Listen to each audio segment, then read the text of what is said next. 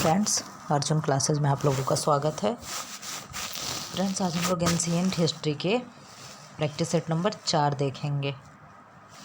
क्या है? सिंधु घाटी सभ्यता के लोग किसकी पूजा करते थे? पशुपति की।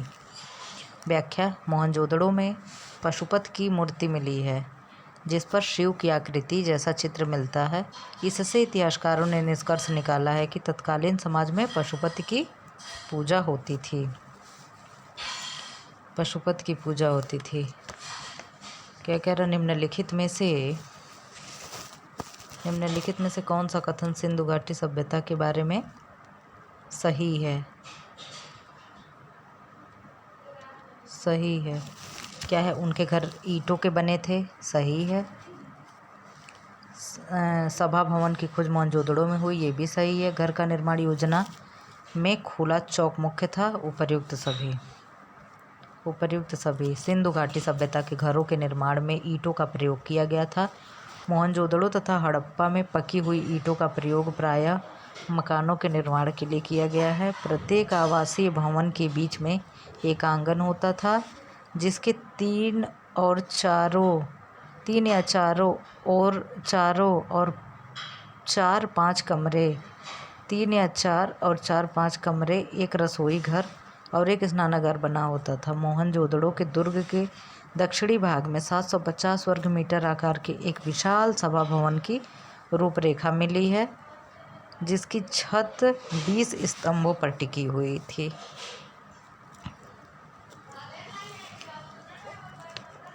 वह सही तिथि क्रम क्या है जिसमें निम्नलिखित ने भारत पर आक्रमण किया? इनको कालक्रमानुसार लगाना है। कौन पहले आए? पहले कौन आए? आर्य, फिर यूनानी, फिर कुषाण, फिर हूण। आर्यों का भारत पर आक्रमण 1500 ईसा पूर्व से 1000 ईसा पूर्व के बीच, यूनानियों का 326 से 325 ईसा पूर्व, कुषाणों का प्रथम सदी ईसा पूर्व तथा हूणों का लगभग 460 ईस्वी स्कंदगुप्त के शासनकाल में हुआ। अतः उक्त आक्रांताओं का सही तिथि क्रम क्रमशः आर्य, यूनानी, कुषाण तथा हूण है।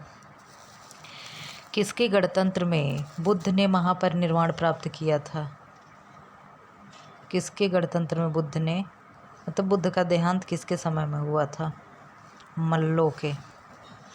गौतम बुद्ध की मृत्यु 483 ईसा पूर्व में मल्ल गणराज्य कुशीनगर, जो उत्तर प्रदेश में है, हुई थी। बौद्ध धर्म में महापरिनिर्वाण कहा जाता है। गौतम बुद्ध की मृत्यु को महापरिनिर्वाण कहते हैं। बौद्ध धर्म से संबद्ध अर्धगोलाकार अंत्येष्टि संबंधी टीले को क्या कहते हैं? क्या कहते हैं? स्तूप कहते हैं।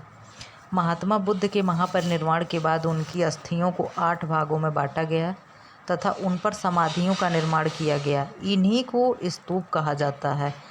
ध्यातव्य है कि स्तूप का उल्लेख सर्वप्रथम ऋग्वेद में प्राप्त होता है, जहां अग्नि की उठती हुई ज्वालाओं का स्तूप कहा गया है। मेगस्थनीज किसके दरबार में रहते थे? मेगस्थनीज किसके दरबार में रहते थे? चंद्रगुप्त मौर्य के। मेगस्थनीज चंद्रगुप्त मौर्य के दरबार में यूनानी शासक सेल्यूकस का राजदूत था। अपने अभिलेखों में प्रायः जिस नाम से अशोक संदर्भित है उसे क्या कहते हैं? प्रियदर्शी। अशोक के प्रायः सभी अभिलेखों में उसे देवा नाम प्रियदर्शी कहा गया है, अर्थात देवताओं का प्रिय राजा। चरक क्या थे? चरक विख्यात थे। किसके? इतिहासकार थे, चिकित्सक थे, मंत्री थे, ज्योतिषविद थे। क्या थे? चिकित्सक थे। आयुर्वेद के मर्मज्ञ चरक कनिष्क के राज्य वैद्य थे, जिन्होंने औषधि शास्त्र पर चरक संहिता नामक ग्रंथ लिखा, जिसे भारतीय चिकित्सा शास्त्र का विश्वकोश माना जाता है। चरक संहिता को क्या माना जाता है? भारतीय चिकित्सा शास्त्र का विश्वकोश माना जाता है। हर्षवर्धन ने शासन किया था। कब किया था? हर्षवर्धन ने शासन किया था कब? 7वीं शताब्दी के दौरान। पुष्यभूति वंश के शासक हर्षवर्धन ने 7वीं शताब्दी के दौरान 606 से 47 ईस्वी शासन किया था। इसकी राजधानी कन्नौज थी। इसकी राजधानी क्या थी? कन्नौज थी। पंजाब के हिंदू शाही राजवंश को किसने स्थापित किया था? किसने स्थापित किया था? कल्लर ने।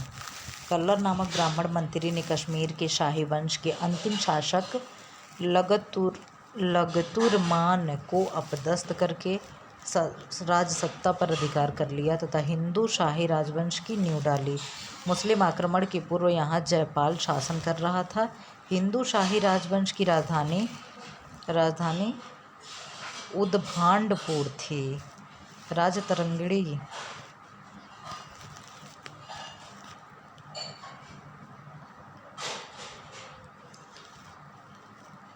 राजतरंगिणी में राजा कल्लर को लालिया शाही कहा गया।